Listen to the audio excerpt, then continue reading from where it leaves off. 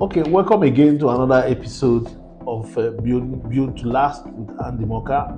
We are still at understanding real estate business, the fundamentals of real estate business. We have spoken about who should set up business. We have spoken about who the developers are, who the realtors are, who the architects are, who the managers are, And today we are talking about the profitability of real estate. We're talking about the gap of real estate. Should it be business that anybody should enter?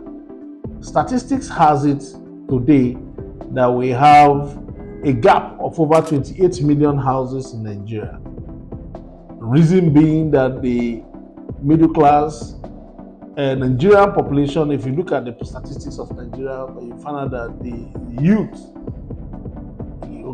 has over 60% of the population of the country, and the middle class is actually growing, even though with the latest inflation there are just one or two reasons that is turning it out. But the middle class is growing and they want to have their houses. Everybody wants to own a house over his head as meeting the physiological need according to the Maslow hierarchy of need, that an average human being first of all needs shelter, food and clothing. So the middle class people want a house over their head, and there's a gap as it is today that the houses that we'll have in the cities of Nigeria is not enough. We still need about 28 million houses. Who will bail this cat?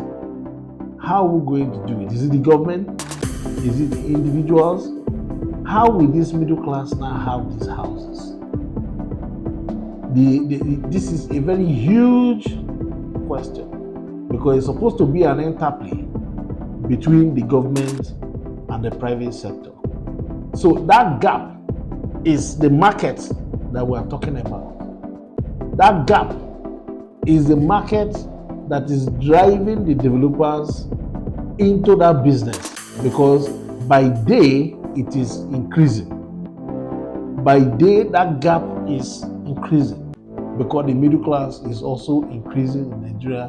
The youth that are earning some living now want to have their house. So you find out that a single developer may not be able to meet that gap. The gap is such that multiplicity of developers are actually encouraged to come into the business, and government is putting up all manner of policies. I hear like the renewed hope, the renewed estate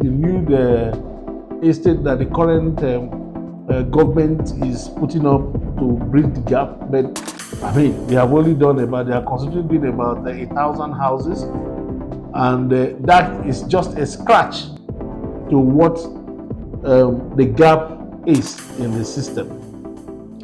I was looking at the statistics and I found out that the value of real estate in Nigeria as it is today is in excess of $2.2 trillion. Nigerian real estate, the value of Nigerian real estate, and this is just the ones that is recorded. You're talking about the ones that they have record for, that is the houses or the plots of land that are with the various land bureaus, as the case may be, in the various state governments, and what have been built on them that has valuation. Not to talk of the ones that are in the village, and the ones that are in places that don't have record. But the one that statistics has says that the value of Nigerian real estate is in excess of about $2 trillion, and the gap is in excess of about 28 million houses. So now, how do we start? Where do we start from? It tells you that if you come in today to come and start building, as you build it, there's market for it. But how do we now form synergy to make this thing happen?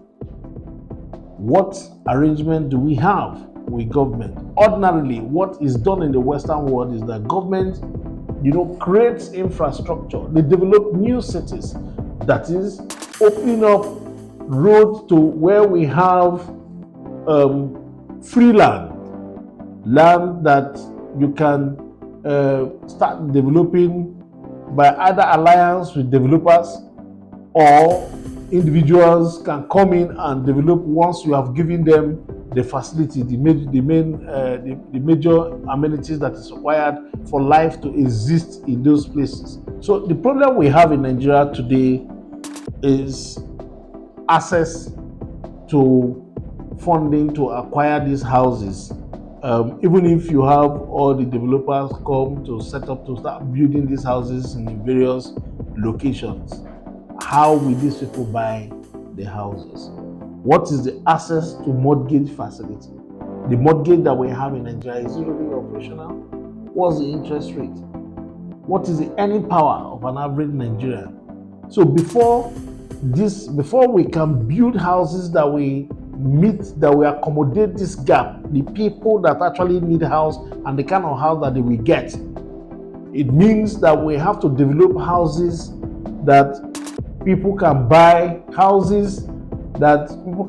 for say 10 to 15 million naira. Because if I run the numbers as it is today, before you can get a 10 to 15 million naira mortgage facility, you must be earning about 400,000, maybe 400,000 naira. How many people actually earn 400,000 naira in Nigeria?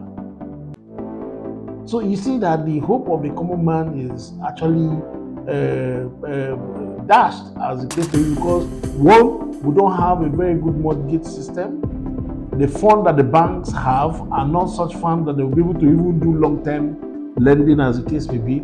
And even when they do, the interest rate is in excess of 20%. So if you now put all the indices together, by the time an average man that is working in the government or working in one private sector comes in, that is earning 200 or 250,000, as the case may be, they may not be able to get a house that is sold for 7 million. Now, where are you going to get a 7 million naira house